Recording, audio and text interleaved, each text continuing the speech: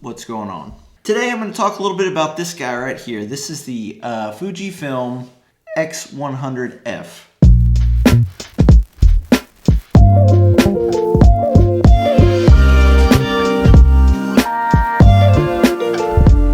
I've had it for a little over a week. I've been shooting with it literally like every day. I mean, I've been taking it out everywhere, just getting the hang of it, getting used to, a Fuji camera because I shoot Sony primarily. It's been a lot of fun shooting with this thing. I've got a lot of really good things to say about it. This is by no means a final review or a verdict on this camera. This is simply just wanted to give you guys just initial thoughts and impressions. So the first thing I really noticed the first time that I went shooting with this camera is just how nice the size is. It's a little bit bigger than your typical point and shoot, but it's definitely way smaller than like your mirrorless or DSLR cameras that are interchangeable with lenses. It's just super easy to like bring with you everywhere. You stick it in a jacket pocket, or you just carry it in your hand, and it's just so small.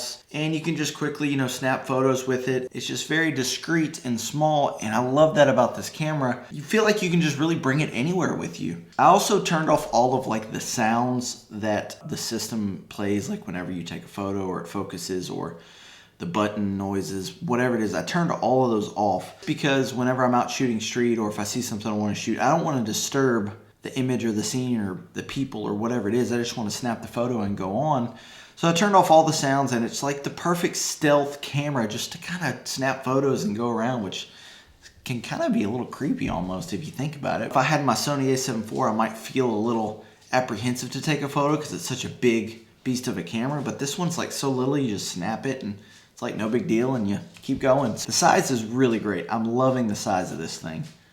That's what she said. The image quality is really, really good out of this thing. Now, obviously, I'm spoiled with, full frame cameras like the Sony a7 IV and a7 III, but you also have to keep in mind that these are two very different cameras with two very different purposes. Obviously, the quality of those photos are more professional and I like them more, but the images out of this thing are still really, really, really good. You're not going to be disappointed whether you shoot the JPEG straight out of the camera or you shoot the RAW files and then edit them afterwards. I'm also enjoying that it's a fairly simple camera to use. Part of that could be because I don't shoot any video on this thing. It's strictly photography, even though it is capable of shooting video. The menu system is not like overly complicated or too in-depth. There's really no bells and whistles, I guess. It's just a classic camera. You've got your ISO and your shutter speed up here on top on a dial, your exposure compensation, and the menu is conveniently, the menu button's conveniently right back here.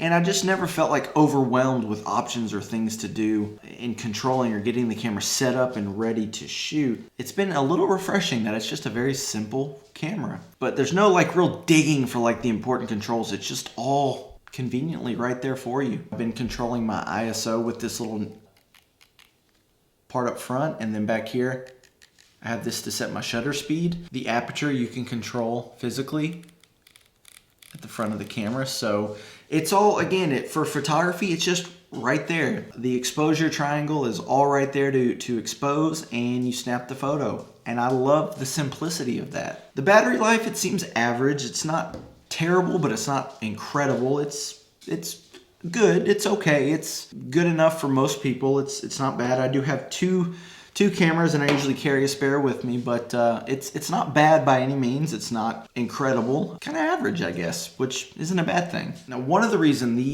these X100 series cameras are so popular, and why Fuji is so popular, is because of the film simulations that you get in the camera with these. There's a whole list of them. There's black and white and color film simulations in here that people will dial in recipes for, to where they can take JPEG straight out of the camera, no editing necessary, and they emulate the look of certain films. That's really one of the reasons why the Fujifilm cameras are so popular. And they are good, but I really feel like I have been struggling really hard to get a JPEG straight out of camera that I just love, that I feel like doesn't need any tweaking or editing. Part of that could be because I am a perfectionist, and I almost always after I take a photo, I want to look at it and adjust small things that I notice and see. So it's really hard for me to just take a photo and feel like it's ready to go. I feel like I just have to edit it even a little bit. So I really struggled with the JPEGs. I think just with me and my personality, I'm going to prefer to shoot raw and then edit afterwards, even though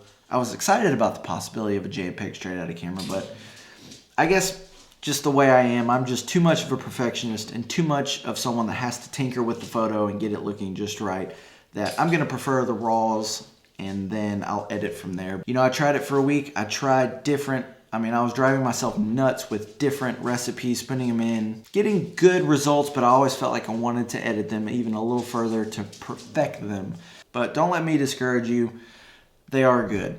I got issues, I guess. So overall, after a week, I could see why so many people love this camera, especially for like a street photography camera or an everyday camera. I'm definitely seeing myself using this as a street camera and an everyday camera kind of taken with me. It also helps that the fixed focal range it's actually a 23 millimeter, but it's crop sensor, so it's the equivalent of a 35 millimeter. And it does help that 35 millimeter is actually one of my favorite focal ranges. So far, not my final verdict, but this thing is really, really, really good. I can really see this thing having a place in my camera bag for, you know, those moments where I'm not thinking too much and I just want to capture it. So far, I'm glad I bought this camera. I don't feel like I can give a final review just after a week of using a camera. I really want to try it out some more, but so far, very good. Of course, not perfect. My family got together for Christmas and I used this thing to shoot photos at the get-together. I've been shooting it with my wife's parents in town, just going out and around the town. It's been great. That's what this thing I think is going to be really great for, street and everyday stuff. I'm going to continue using it for another week or so, heavily,